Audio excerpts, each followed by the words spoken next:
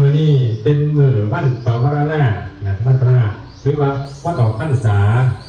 เศร้านี่พระปวารณากันแล้วปวารณาคืออย่างมีที่ไปที่มาแนวไหนเริ่มต้นยอดพระข้างพุทธการมีพระภิกษุกลุ่มหนึ่งจำพรรษาอยู่น้ำกัน แต่ว่าในส่วนก่อนกับพรรษามันหลายรูปหลายองค์หลายคนกับหลายพวกก็ได้ทำสัญญากันว่าตกลงมาห้องมัดปิดบ้านจ่าดีกว่าเนี่ยมุกเขาว่าพ่อต้องว่าพ่อต้องปาด้วยกันวิทบาทกลับมาคนรู้จะได้กับทุกไปขั้นจะเป็นกับพ่อเอากันตลอด3 เดือนบานนี้คืออธิบายโมเดลว่าเนี่ยพวกเขาใจกันใส่ภาษาเมื่อกับโหเนี่ยโหนี่ไงเนาะผู้โอ้โหใจเหตุจะได้มาในต่างกันที่การวัดศิลปะรับกันเลยครับโอ๊ตต้นอดทนอยู่หันแต่ถ้าในภาษาเป็นคำของพระศาสดาพิสูจน์ทั้งหลายเธอเป็นอยู่สบายดีอยู่กันท้าสุขอยู่หรือก็เราความถวายพระศาสดาว่าพระพุทธองค์ก็ทรงจำนี้เด้อการที่ว่าถือแก่กันนั้นเกี่ยวกับพ่อป่านมอวิธีแก้ปัญหาได้เข้าพูดกันในครอบครัวบ้านปลายพ่อป่าหรือพ่อแม่ต้องพูดต้องจากันตัวต้องเจ้าองค์ทรงจำนี้ห้ามไอ้ถือขอวัดแนวนั้นยืนน้ำกันต้องป่าน้ำกันบอกไอ้ถือขอวัดพกป่า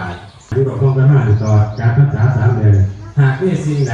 ผิดพลาดโดยกายก็ดีโดยว่าจาก็ดีโดยใจก็ดีขอโอกาสให้ว่ากล่าวตักเตือนกับผมได้เด้อ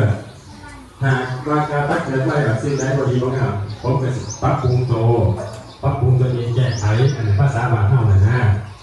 นี่พอมันเรื่องสิ่งที่รับนี่อย่างนี้เป็นสิ่งที่ดีมองว่าคิดกันว่าจะโตหน้าโมแม่ที่คือการในแห้งมองโอกาสในการในแห้งดีใจคือสามีภรรยาการแท้กันนี่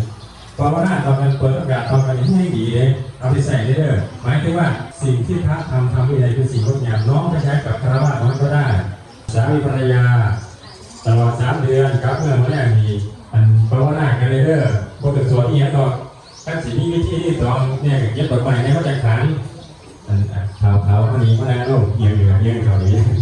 เป็นยังไงดีได้นะเราเป็นยังไงคือนั่นเลยบอกเพื่อนโหลดเขาเด้อที่ต้องการมากแต่ว่าดีๆแล้วที่ตลอด3 เดือนเนี่ยไหนคุณน้องนี่คิดผ่านอะไรพอดีบางงานรวมปากรวมข้ามรวมหอดมือกับแรงแรงกับความมือใส่เอาเป็นกรรมจะตีกว่าพอกมาไพ่เรื่อยๆว่ามีสิ่งไหนอีกฝ่ายหนึ่งคิดผ่านเปิดประกาศให้บ้ากล่าวตักเตือนเด้อ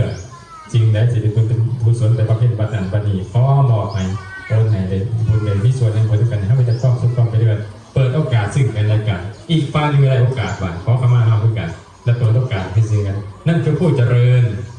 ถ้าเปิดโอกาสให้บ้ากล่าวตักเตือนกันได้ต่างคนต่างชี้ขุมทรัพย์ซึ่งกันและกันถ้าเกิดเสด็จพ่อทรัพย์เขาจะด้วยกับเวรติทันปิดตอนทวนไปปิดตาทรัพย์ไปพอย่อเปิดเผยมากครับปรุงเปลี่ยนแปลงเข้าใจนอกเรื่องเพราะว่าหน้าเนาะมันเป็นเรื่องที่ยากมันแต่ของผักโยกเอาไปใส่ได้ที่บ่อน่ะเอาไปใส่เป็นบ่ออายกันที่บ่อายบ่แต่มาหาอาจารย์ขึ้นดอกต้องกราบต้องมาจากหัวยังกระถางมันกลับไปตื่นไปเลยสำคัญไม่น่าคิดกันเด้อห่างบ่ปากเด้อมันแก้ปัญหาบ่ได้อีกฝ่ายนึงกับอึดอัดที่ทำงานก็เหมือนกันคึมเสยบ่ได้ได้มันต้องยิ้มแย้มแจ่มใสคุยไต่ถามแนวทางแก้ปัญหาให้เป็นมนุษย์ประเสริฐคุยกันได้